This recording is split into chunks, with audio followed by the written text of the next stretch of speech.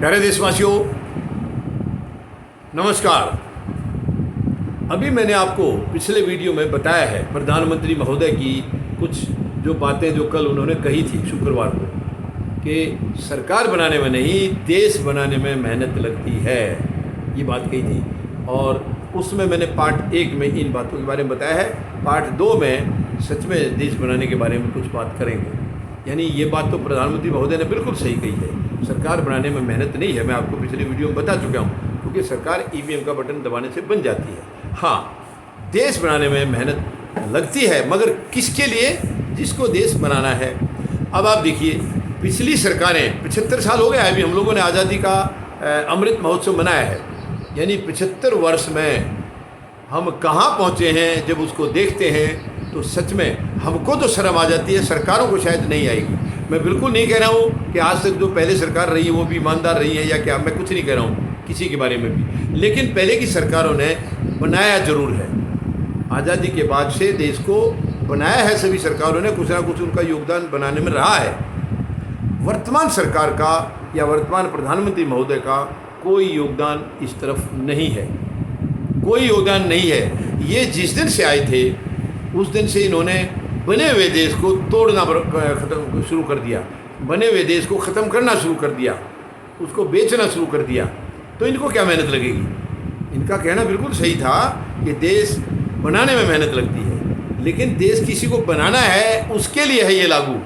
जिसको बनाना ही नहीं है, जिसको बिगाड़ने में क्या मेहनत लगेगी?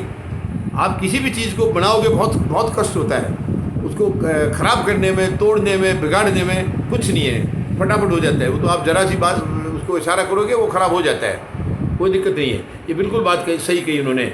और ये पहली बार ऐसा है कि ऐसी मानसिकता के प्रधानमंत्री महोदय हमें मिले हैं, पहली बार, जो कि आते ही लूट को शुरू किया है, आते ही देश को बेचना शुरू किया है। उनको ये था पहले 5 साल में कि पता नहीं दोबारा मौका मिले कि नहीं मिले, लेकिन उस 5 साल में उन्होंने पूरी सेटिंग अपनी कर ली, ईवीएम अपने काबू में कर लिए, बाकी चुनाव आयोग, सारे जितनी संवैधानिक संस्थाएं हैं उनकी मुट्ठी में हैं।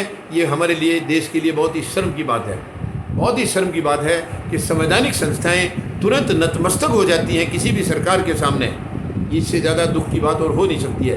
इनका ये सोचते हैं कि शायद इनकी जवाबदेही सरकार को है। नहीं, सरकार के पास इनकी जवाबदेही नहीं है, इनकी जवाबदेही देश को है।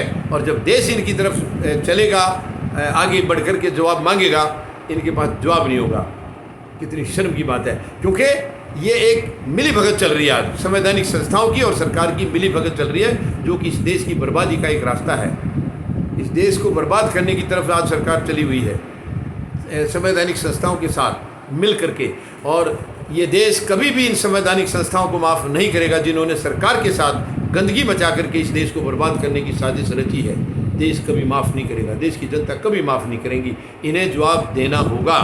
तो प्रधानमंत्री महोदय, आपने सही कहा है, देश बनाने में मेहनत लगती है, मगर मेहनत उसकी लगती है जिसको बनाना है। आपका तो मकसद ही नहीं देश को बनाना, आपका मकसद केवल सरकार बनाना है, और वो बिना मेहनत बन जाती है। बिल्कुल, बटन दबाने से सरकार बना रहे हैं, आप केवल सरकार चलाना है, आपका मकसद वही है। क्योंकि सरकार होगी तभी तो आप लूटोगे, बिना सरकार कैसे लूट पाएंगे? लेकिन ये शर्म की बात है। धन्यवाद। जय जवान, जय किसान, जय हिंद।